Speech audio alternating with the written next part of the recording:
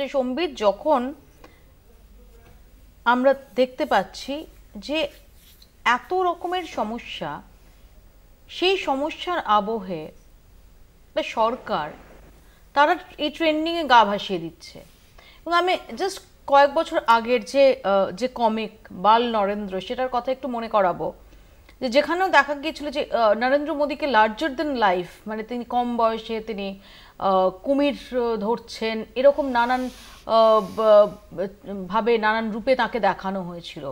এক্ষেত্রেও আমরা যেভাবে দেখছি, আসলে কি তারই একটা এক্সটেনশন হিসেবে এটাকে দেখা যাচ্ছে যে নির্দিষ্টভাবে একটা লার্জার দেন লাইফ রূপে জনমানসে প্রতিষ্ঠা করার জন্য এই প্রয়াস?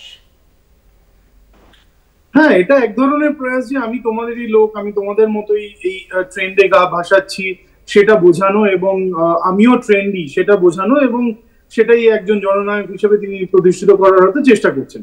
কিন্তু সেইটা বড় কথা নয়। বড় যেটা কথা সেটা হচ্ছে যে এটার পিছনে যে ধরনের নিরাপত্তা জনিত একটা বিপদ রয়েছে, ডেটা প্রাইভেসির যে প্রশ্ন উঠছে, সেইটাকে কেউ কিন্তু অ্যাড্রেস করছে না। যে কথা সম্মজিৎ একটু আগেই বলছিলেন, আমি তার সাথে একটু যোগ করব, আমরা কেমব্রিজ অ্যানালিটিকার কথা ভুলে যাইনি নিশ্চয়ই।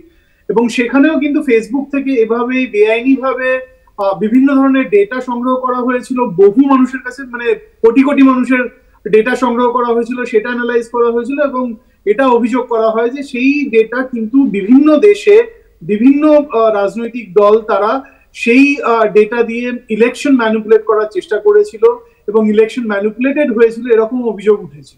এবং সেটাও কিন্তু একই পদ্ধতিতে হয়েছিল যেভাবে আজকে আমরা জিবলির এই এই ভাইরাল ট্রেন্ড দেখছি। এবং এই যে ছবিগুলো যাচ্ছে, ছবিগুলো অবভিয়াসলি কিছুই ফ্রিতে আসে না, এই পৃথিবীতে কিছুই ফ্রিতে আসে না।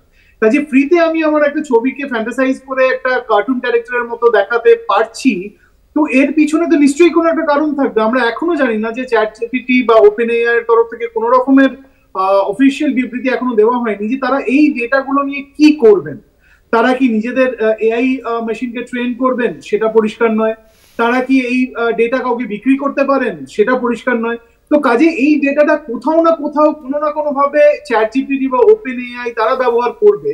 এবং আমরা ভলেন্টারিলি যেহেতু এই ছবিগুলো আপলোড করছি, সেহেতু এখানে ডেটা প্রোটেকশনের জায়গাটাও খুব নড়বড়ে হয়ে যায়। এবং জিডিপিআর এর মতো, যে ইউরোপিয়ান ইউনিয়নের যে ডেটা প্রোটেকশনের আইন রয়েছে, যেটাকে একটা বেঞ্চমার্ক হিসেবে ধরা হয়, সেটাকে বাইপাস করার মতো জায়গায় কিন্তু এই ভাইরাল ট্রেন্ডটাকে নিয়ে যাওয়া হয়েছে। সেইখানেই প্রশ্ন আসে যে এখন একজন যদি রাষ্ট্রনায়কের ছবি একই ট্রেন্ডে ভাসিয়ে দেওয়া হয়, তাহলে সেটা এক প্রকারের এন্ডোর্সমেন্ট যে আপনারাও এইটা ইউজ করতে পারেন, কারণ আমি ইউজ করছি, কাজে আপনারাও ইউজ করতে পারেন। এবং অনেকেই সেই ট্রেন্ডে এমনি গা ভাসাচ্ছে। তারা যদি দেখেন, যে তারা যদি নরেন্দ্র মোদীর ভক্ত হন, তারাও মনে করবেন যে আচ্ছা, দেশের প্রধানমন্ত্রী যখন এটা এই ধরনের ট্রেন্ডে গা ভাসাচ্ছেন, তার মানে এতে কোনো বিপদ নেই, এতে কোনো ডেটা প্রাইভেসি নেই। যে প্রশ্নটা আরো গুরুত্বপূর্ণ মৌপিয়া, সেটা হচ্ছে যে আমাদের ভারতবর্ষে যে ডেটা প্রোটেকশন অ্যাক্ট রয়েছে, সেটাও কিন্তু ইউজার্সদের পক্ষে নয়। যে জিডিপিআর এ যেরকম খুব কঠিন একটা বলয় দিয়ে ঘিরে রাখা হয়েছে, যে ডেটা প্রোটেকশন অ্যাক্ট অনুযায়ী যারা এই ডেটা কালেক্ট করছে ডিজিটাল প্ল্যাটফর্ম থেকে, তারা কেন করছে, কি জন্য ইউজ করবে, ঠিক যতটা দরকার ততটাই ইউজ করবে, কোথায় স্টোর করছে এবং সেটা কখন ডিস্ট্রয় করবে, সমস্তটা বলা রয়েছে। এবং সেটা ইউজার ফ্রেন্ডলি, ইউজারদের প্রো ইউজার রাখা। সেইটা কিন্তু ভারতবর্ষে যে ডিপিডিপি অ্যাক্ট রয়েছে, digital personal data protection act 2023, সেইটা কিন্তু ইউজারদের জন্য খুব একটা সহায়ক নয়। কাজে এই পরিস্থিতিতে দাঁড়িয়ে যে এত লক্ষ লক্ষ ডেটা একটা সার্ভারে গিয়ে জমা হচ্ছে, সেটার কি ভবিষ্যৎ, কিভাবে ইউজ করা হবে আমরা জানি না, এবং সেখানে রাষ্ট্রপ্রধানরা সেটাকে এন্ডোর্স করছেন, সেইটা বেশি বিপজ্জনক। আমি আসবো এই প্রসঙ্গে। আমি